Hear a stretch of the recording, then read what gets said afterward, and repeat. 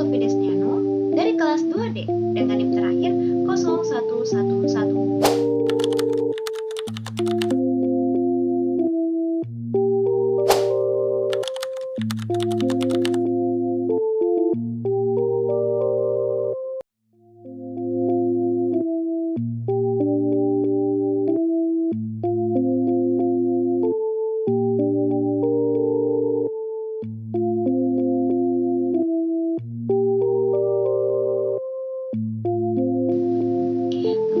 Sebelumnya, sistem politik di Indonesia pasca pemilu 2024 ini akan terus berpengaruh dalam berbagai aspek, termasuk konsolidasi demokrasi, stabilitas politik, dan juga pengaruh ekonomi nih teman-teman.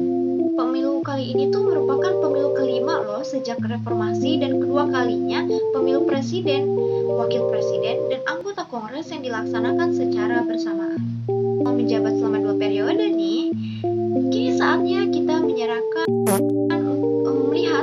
penyerahan kepemimpinan kepada kandidat baru yang diharapkan dapat memberikan nafas baru di dalam sebuah politik Indonesia dan membuka jalan menuju kematangan demokrasi. Pasca pemilu penting nih untuk meletakkan landasan yang kuat bagi konsolidasi demokrasi yang ada di Indonesia. Konsolidasi demokrasi artinya apa sih? Jadi konsolidasi demokrasi itu sebuah tahap di mana prinsip-prinsip demokrasi sudah menjadi bagian integral dari budaya politik dan juga sistem pemerintahan di suatu negara. Nah, perkembangan demokrasi Indonesia itu selama ini sudah membawa kita pada tahap konsolidasi demokrasi, yang artinya di mana pemilu itu nggak lagi sekadar bersifat prosedural, tapi substantif. Nah, maka dari sini kita sudah lihat nih, dari sejak pemilu 2014, 19, dan sampai sekarang 2024 ini, meningkatnya partisipasi politik masyarakat serta penggunaan teknologi dan media mengindikasikan menguatnya demokrasi di Indonesia. Pemilu yang sukses itu adalah indikator yang penting bahwa konsolidasi demokrasi itu sudah mencapai tahap selanjutnya, yaitu demokrasi yang matang. Menurut kajian yang dilakukan oleh Lembaga Penelitian Ketahanan Nasional Republik Indonesia atau yang kita biasa tahu dengan sebutan Rehamnas RI, tujuan dari demokratisasi saat ini itu mencapai demokrasi yang matang di tahun 2029. Maka dari itu, pemilu di tahun 2024 menandai satu langkah lagi nih menuju kedewasaan demokrasi dan menjadi topik penting dalam masa konsolidasi demokrasi. Di tahap ini memberikan peluang besar bagi jalur demokrasi yang ada di Indonesia. Seiring dengan semakin matangnya demokrasi yang ditandai dengan semakin besarnya pelembagaan tata kelola pemerintahan yang baik dan kepastian hukum yang kuat. Berbagai inisiatif nih teman-teman yang sudah dilakukan atau sedang dilakukan untuk mengatasi tantangan penguatan demokrasi yang ada di Indonesia pasca pemilu dan juga meletakkan landasan yang kokoh bagi pendewasaan yang ada di demokrasi. Yang pertama, ada transparansi dan akuntabilitas, yaitu adalah sebuah kunci untuk membangun kepercayaan masyarakat pasca pemilu. Dari isu kecurangan pemilu yang sangat kontroversial dan mempolarisasi masyarakat itu memang perlu diklarifikasikan, teman-teman. Jadi dengan munculnya kesadaran kolektif di dalam memantau permasalahan politik pasca pemilu, itu tuh menunjukkan bahwa kepercayaan masyarakat terhadap proses demokrasi yang sedang berjalan. Akses terhadap informasi yang transparan dan juga mudah diakses merupakan bagian dari upaya menjaga harapan suatu demokrasi. Yang kedua, ada adaptasi teknologi dalam penyebaran informasi dan pengelolaan sistem komunikasi.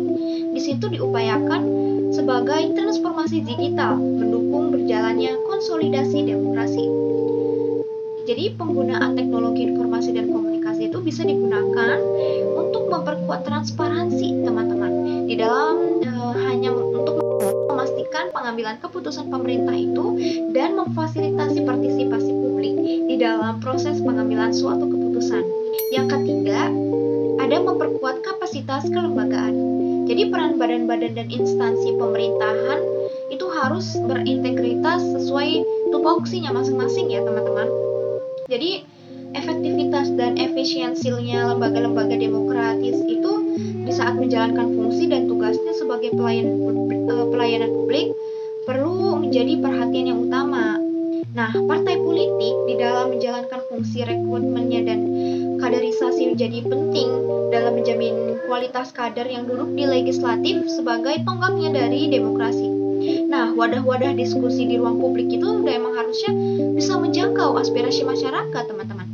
Apabila kapasitas kelembagaan diperkuat, akan memunculkan praktik good governance yang syarat akan nilai-nilai demokrasi. Yang keempat, sejalan dengan penguatan kapasitas kelembagaan. Nah, perlunya penguatan kapasitas hukum, teman-teman. Jadi dengan penguatan kapasitas hukum itu mencerminkan independensi dan integritas penegak hukum. Ada juga regulasi serta lembaga hukumnya itu sendiri. Terakhir itu ada aspek lain yang perlu diperhatikan, adalah pendidikannya politik.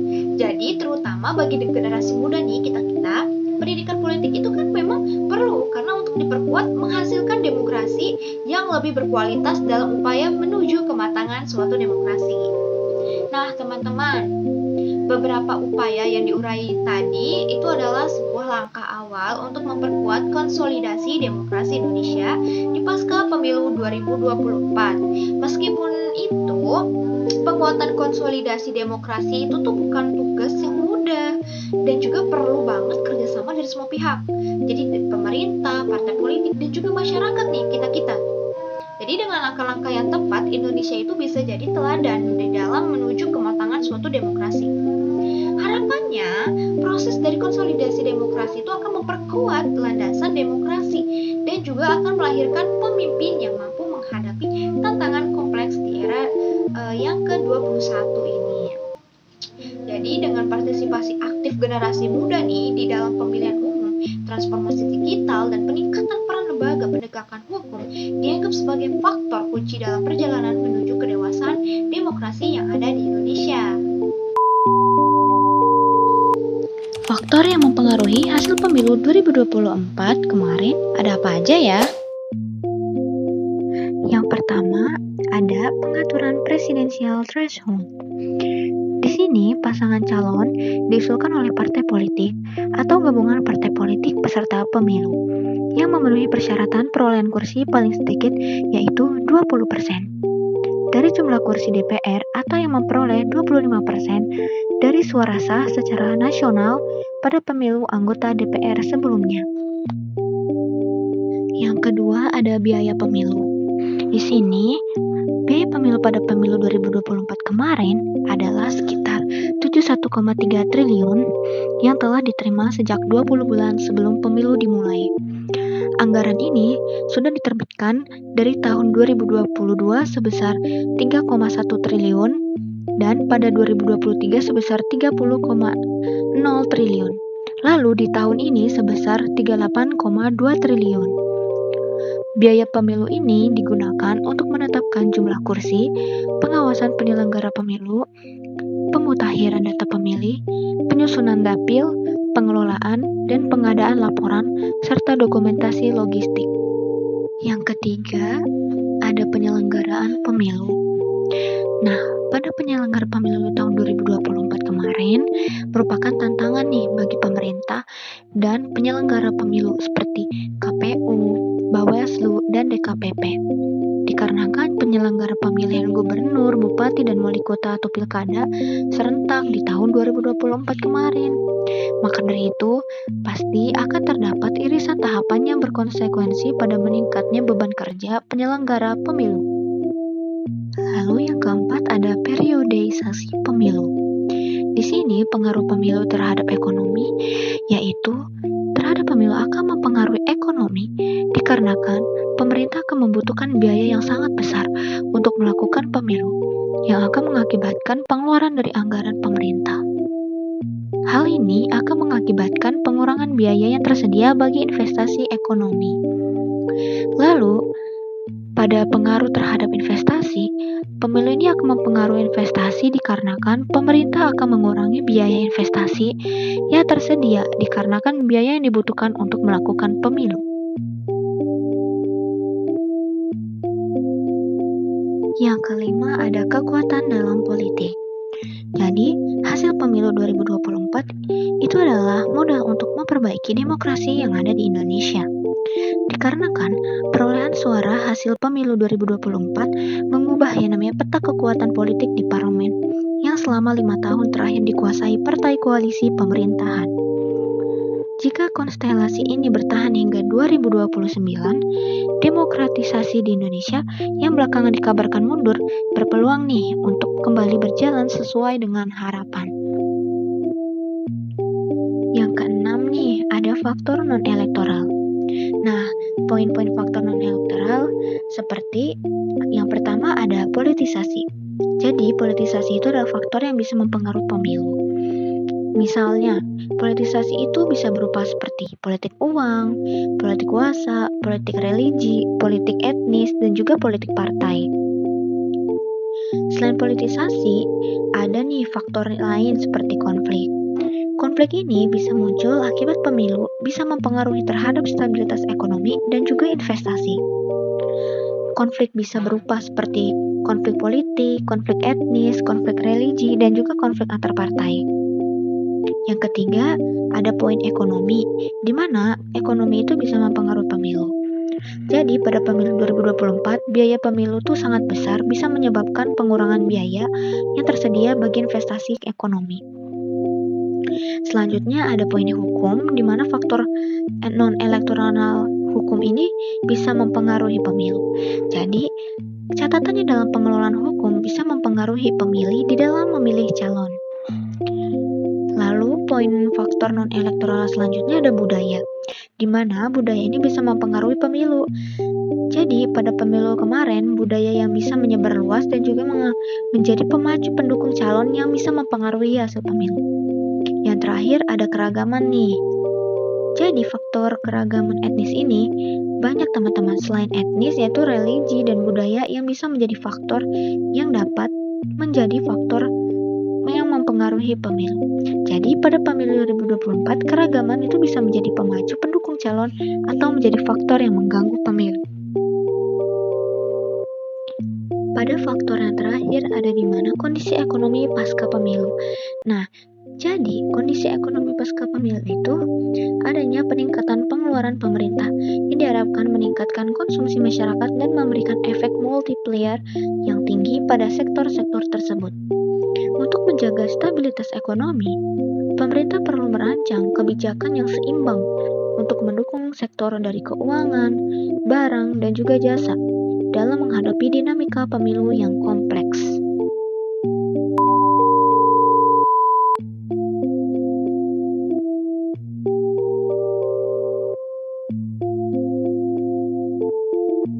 Jadi teman-teman, tantangan yang pertama itu ada ketimpangan ekonomi, di mana Indonesia itu masih yang namanya menghadapi tingginya ketimpangan ekonomi yang bisa menjadi faktor distabilitas dalam berdemokrasi.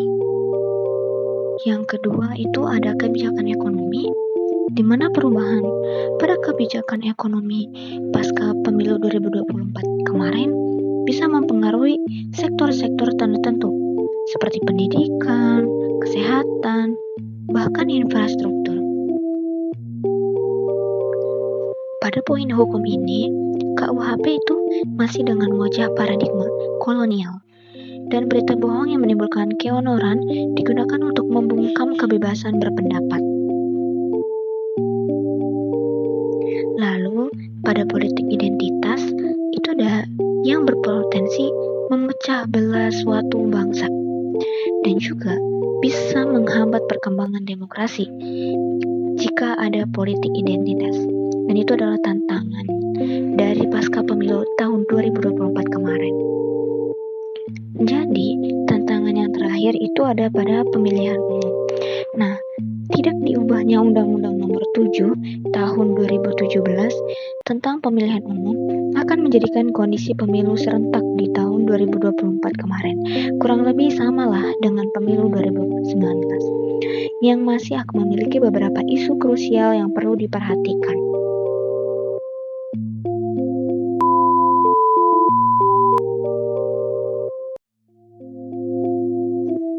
Jadi yang pertama itu ada pengaruh pemilu terhadap ekonomi. Yang sudah dijelaskan sebelumnya bahwa penyelenggara pemilu 2024 diperkirakan akan memberikan kontribusi signifikan terhadap produk domestik bruto atau PDB Indonesia dengan estimasi kontribusi mencapai 0,0% hingga 1,3%, setara dengan suntikan dana sebesar 118,9 triliun rupiah sampai 270,3 triliun rupiah ke dalam perekonomian nasional. Nah, pemilu itu bukan hanya berpengaruh dari aspek teknikal, tapi juga dari aspek fundamental ya. Pemilu 2024 menjadi momentum krusial yang dapat mempengaruhi keputusan investasi, terutama oleh investor asing yang cenderung lebih hati-hati. Pola perilaku pasar keuangan selama periode pemilu cenderung wait and see, yaitu investor menunggu hasil pemilu untuk menilai kebijakan yang akan diambil oleh pemenang.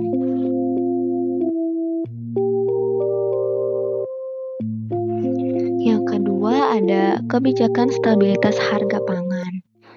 Nah, langkah pemerintah untuk meredakan ketidakpastian ekonomi selama periode pemilu seperti dorongan terhadap investasi dalam negeri, kepastian bagi investor asing, dan kebijakan stabilitas harga pangan menjadi langkah-langkah kunci untuk menjaga stabilitas ekonomi.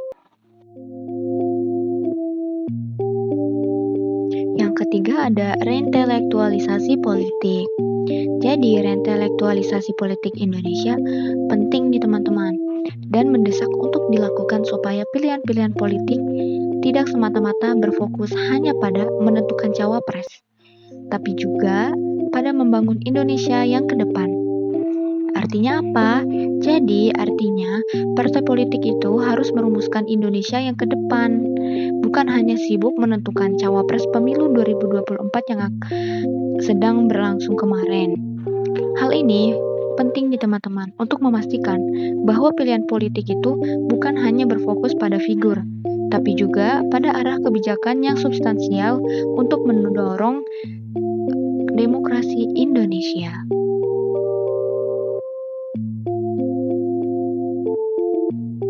Yang keempat ada pengembangan infrastruktur.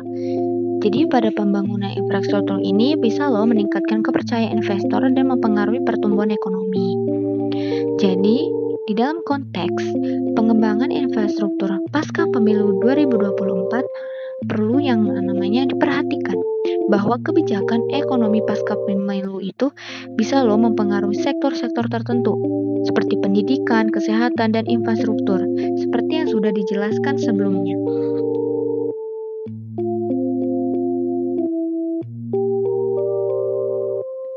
Yang terakhir pada peluang yaitu pengembangan demokrasi lokal. Jadi, pemerintah desa dan juga pembangunan kesejahteraan pasca pemilu 2024 bisa menjadi momentum krusial untuk meningkatkan demokrasi lokal dan juga mengatasi yang namanya oligarki politik. Nah, partisipasi aktif generasi muda di dalam pemilihan umum, transformasi digital, dan juga peningkatan peran lembaga penegak hukum yang bisa dianggap sebagai faktor kunci dalam perjalanan menuju kedewasaan demokrasi di Indonesia akan semakin meningkat.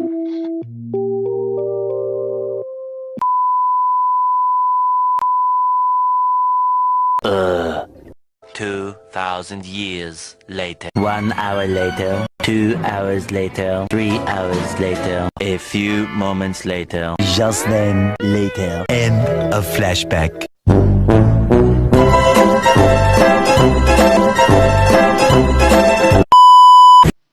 Hai teman-teman, mari kita berkenalan. Teman. Nah, saat ini tuh belum ada pengumuman pemilih mana sih yang memperoleh suara terbanyak dari pemilu. Hasil quick count kita bisa melihat nih, pemilih mana yang memperoleh politik di Indonesia pasca pemilu 2024.